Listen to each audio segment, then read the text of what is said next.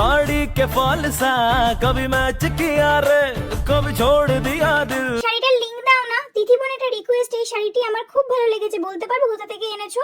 দিদি তোমার শাড়িটার লিংক দেবে প্লিজ, দিদি শাড়িটার লিংক।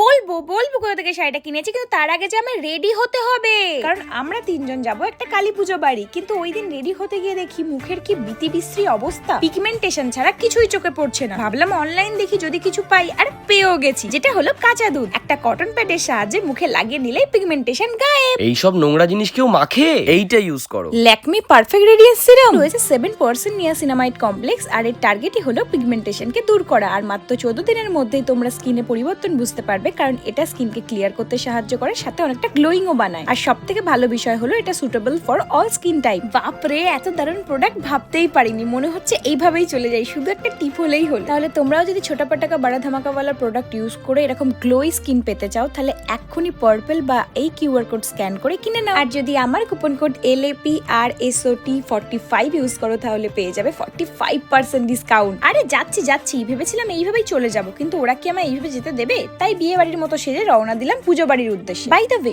বলাই তো হয়নি আমরা কার বাড়ির কালী পুজোতে যাচ্ছি। আসলে আমরা গিয়েছিলাম হাবড়ায় কেশব দাদার বাড়ি, প্রায় 2 থেকে 3 বছর বাদ। তারপর গিয়ে বসতে না বসতেই আমপান্নার সাথে স্ন্যাক্স হাতে ধরিয়ে দেয়, যেটা খেতে খেতে আমরা ফুরিগের দাদার সাথে একটু গল্প করছিলাম। ঠিক তখনই দাদা বললো, চ আমার নতুন স্টুডিওটা দেখে আসবে। কিন্তু স্টুডিওর সাথে সাথে পুরো বাড়িটাই ঘুরে দেখাচ্ছিল। এরপর আমরা মণ্ডপে এসে দেখি পুজো তখনও শুরু হয়নি। তাই কিছু দিদি তুষার ফ্যামিলির সাথে ছবি তুলে আমরা মায়ের কাছেই বসে যাই, আর মায়ের এই মায়া ভরা মুখটি দেখতে থাকি। হ্যাঁ, একটু মাঝে মাঝে গল্পও করছিলাম। তারপর হঠাৎ করে ঢাকের আওয়াজ বেজে ওঠে আর মায়ের পুজো শুরু হয়। তারপর কিছুক্ষণ মায়ের পুজো দেখে আমরা খেতে বসে যাই, কারণ আমাদের আবার বাড়িও ফিরতে হতো।